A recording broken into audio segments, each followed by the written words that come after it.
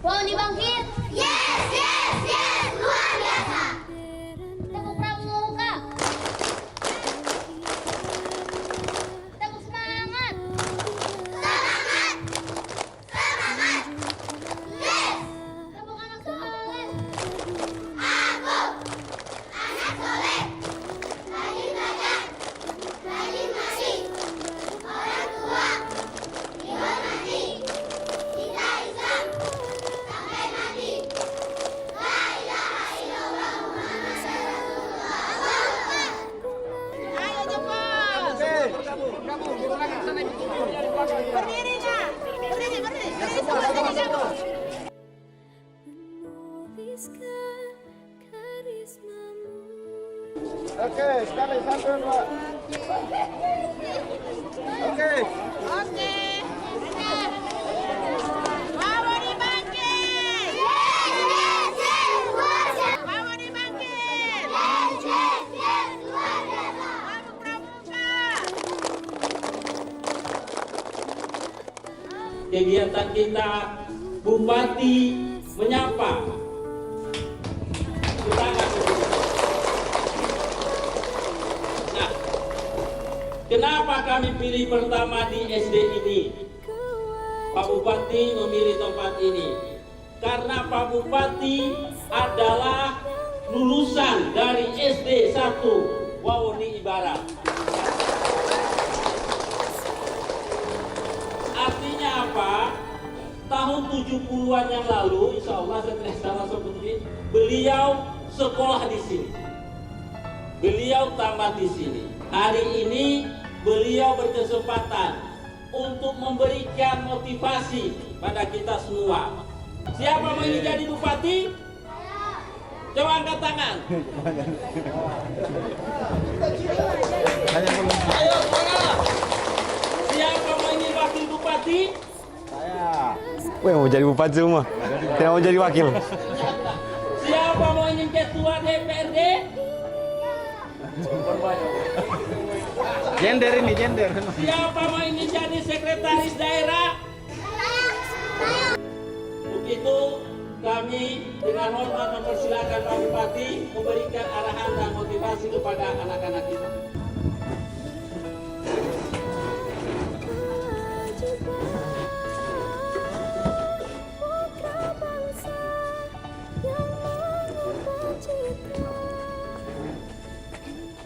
Bismillahirrahmanirrahim. Assalamualaikum warahmatullahi wabarakatuh.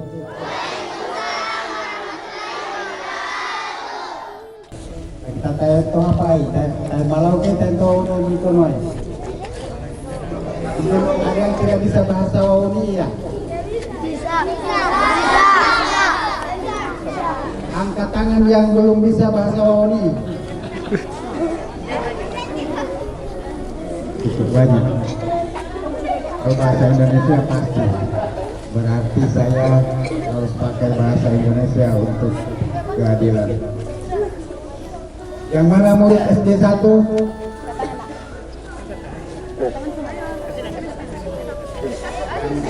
Misalnya SD 4. Mau jadi gabungan 2 sekolah. Karena saya sendirinya agak kesulitan mau mulai dari mana bahasa saya yang pas supaya mereka bisa tangkap dengan baik. Walaupun saya juga pernah jadi anak-anak. Saya ini terlahir di Pulau Wawoni, tepatnya di Kampung Bungka zaman dulu namanya. Kalau sekarang dikenal dengan Desa Watuondo, Kecamatan Wawoni Timur Laut. Lahir tahun 1966. Jadi masih muda. Baru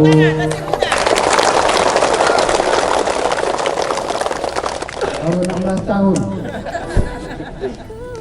Dan 40-nya disembunyikan. Kemudian menurut orang tua saya, usia kurang lebih 7 atau 8 bulan pindah ke Langaran. diboyong oleh orang tua di Langara karena almarhum bapak itu mengajar di SMP Negeri 1 Langara. Nah, kemudian dalam perjalanan waktu saya melanjutkan sekolah. Waktu itu tidak TK, belum ada sekolah taman kanak-kanak, yang ada langsung SD. Dan di Langara ini SD baru 2, SD Negeri 1 dan SD Negeri 2. SD Negeri 1 lokasinya di SMP, lokasi SMP sekarang. Nah, saya masuk SD itu sebenarnya belum diterima, karena dulu kalau kita masuk SD diukur tinggi badan sama suruh pegang telinga, ukurannya.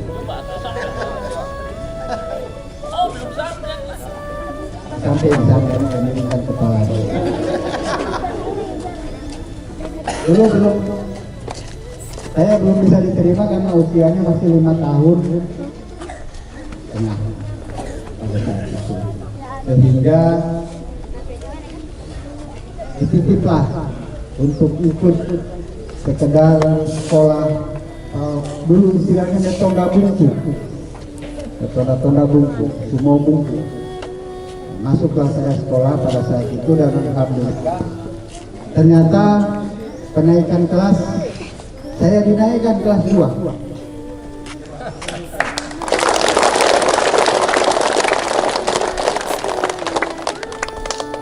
Kenapa dinaikkan kelas 2? Karena alhamdulillah ternyata pada saat itu saya meraih predikat ranking 1. Tetapi pada intinya sebenarnya kalau sistem pendidikan sekarang itu bukan rankingnya yang penting, tapi kerjasamanya. Dari sejak dini sudah diajari. Nah, kemudian lanjut cerita, saya tamat di SD Negeri 1 Langara. Pada saat itu berubah namanya SD Negeri Center. SD Center, jadi saya tamat itu SD Center. Karena dulu memang SD 1 ini sekolah favorit untuk Langara karena baru 2. SD 1-nya sekolah favorit. Dan dulu berkumpul di sini guru-guru kualitas sangat baik, mulai dari kepala sekolahnya sampai dengan guru-gurunya paling lengkap. Sehingga kalau tidak salah dulu kelas 4 murid-murid dari SD Negeri 2 Langara digabungkan ke SD Negeri 1. Karena pada saat itu SD Negeri 2 hanya 5 orang, digabunglah ke SD Negeri 1. Dan kami tamat SD, kalau tidak salah ingat, tahun 1977. Tamat SD. Kemudian lanjut ke SMP Negeri 1 Langara. Ya, baik, saya persingkat, tetapi intinya saya hadir di sini untuk menyampaikan pada anak-anakku sekalian bahwa dengan komitmen, semangat yang tinggi, kerja keras dan belajar yang baik, insya Allah cita-cita akan bisa kita raih. Dulu Langara ini listrik belum ada. Kalau kita ke sekolah jalan kaki, saya dari pasar jalan kaki ke sini, sepatu biasanya ditenteng atau jarang yang pakai sepatu pada saat itu. Bukan sayang, karena memang kita pakai sendal saja sudah cukup baik. Biasanya mau pakai sepatu itu kecuali mau 17 Agustus. Saya pernah dibelikan sepatu bata persiapan 17 Agustus. Saya hampir tidak tidur satu malam. Tunggu sampai besoknya karena ini sepatu baru mau dipakai. Dan untuk beli sepatu itu juga tidak seketika dari orang tua, penuh perjuangan. Dulu orang tua punya kebun,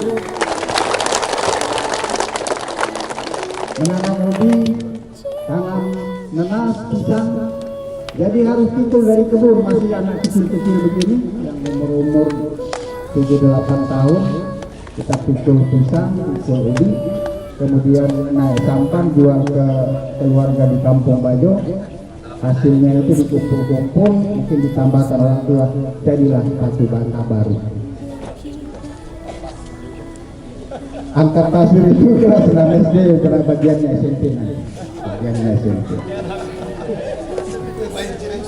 Saya tamat SD, lanjut SMP, kemudian alhamdulillah tamat SMP, lanjut di SMA Negeri 2 Kendari yang dulu SMA Negeri Andornohu.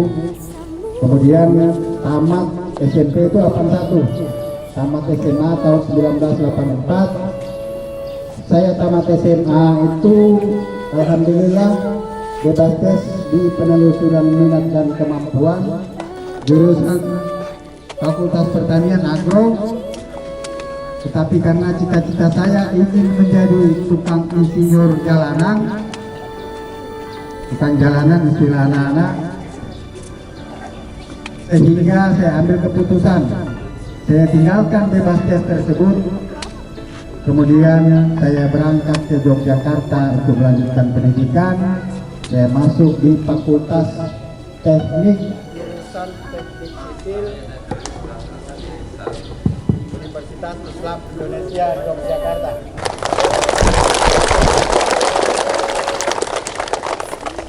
Sekali lagi,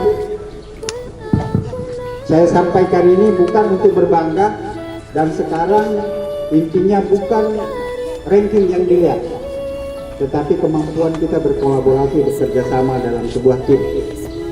Tapi alhamdulillah saya tamat SD ranking 1, saya tamat SMP ranking 1 juga, saya tamat SMA ranking 1 juga.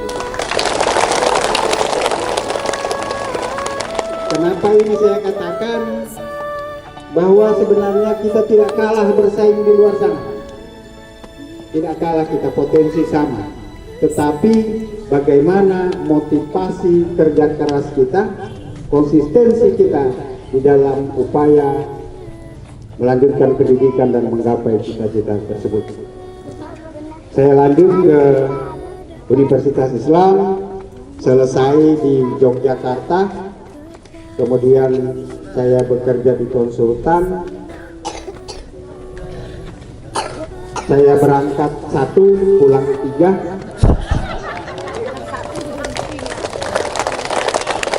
Itu sebuah keberhasilan itu. Orang tua sangat berhasil mengirim 1, pulang 3. Dapat ijazah sekaligus ijabsah. Dan dari ijabsah itu bawa juga hasilnya seorang putra yang lahir di Madiun tahun 1992, yang hari ini alhamdulillah mewakili kita semua sebagai anggota DPRD Provinsi Sulawesi Tenggara. Tahun 93 saya kembali ke Sulawesi Tenggara. Kebetulan saat itu di Sulawesi Tenggara dibutuhkan lulusan-lulusan teknik sipil untuk kembali mengabdi ke daerah karena masih sangat kurang.